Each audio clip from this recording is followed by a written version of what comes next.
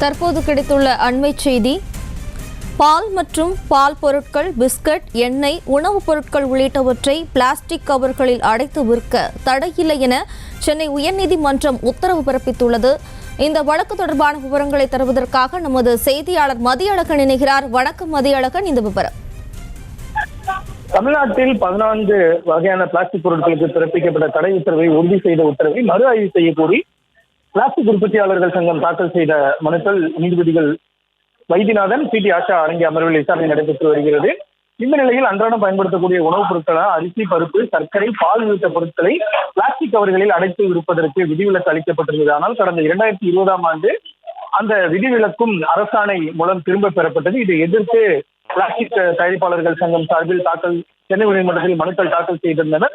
அந்த மனுவில் அன்றாடம் உபயோகப்படுத்தப்படும் உணவுப் பொருட்களை பிளாஸ்டிக் கவரில் பேக்கிங் செய்வதை தடை செய்வது சாத்தியமில்லை என்றும், சிறு தொழில் துறையும் இது சாத்தியமில்லை என்றும் தெரிவித்துள்ளதாகவும், எனவே இதற்கு விதிவிலக்கு அளிக்க வேண்டும் என்றும் குறிப்பிடப்பட்டிருந்தது. இந்த மனு இன்று மீண்டும் விசாரணைக்கு வந்தது. அப்பொழுது சிறு குறு மற்றும் நடுத்தர தொழில்கள் துறை செயலாளர் சார்பில் தாக்கல் செய்யப்பட்ட மனுக்களில் பால் பொருட்கள், எண்ணெய், பிஸ்கட்டுகள், மருந்து பொருட்கள் பிளாஸ்டிக் கவர்களில் அடைத்து விற்கப்பட்டு வருவதால் உணவுப் பொருட்களை பிளாஸ்டிக்கில் விற்க விலக்கு அளிக்க மறுத்து 2020ஆம் ஆண்டு பிறப்பிக்கப்பட்ட அரசாணையை முழுமையாக அமல்படுத்துவது சாத்தியமில்லாததால் தடை உத்தரவை மாற்றியமைக்க திட்டமிட்டுள்ளதாகவும் அதற்கு அனுமதி கோர வேண்டும் எனவும் தெரிவிக்கப்பட்டுள்ளது.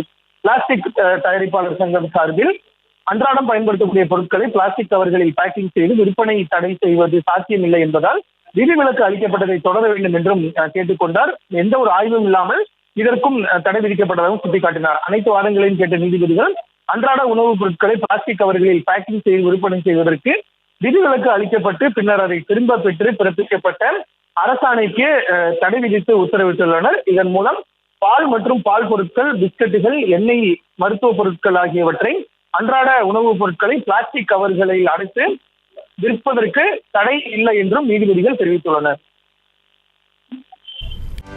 செய்திகளை உடனுக்குடனும் துல்லியமாகவும் தெரிந்து கொள்ள சப்ஸ்கிரைப் பண்ணுங்க.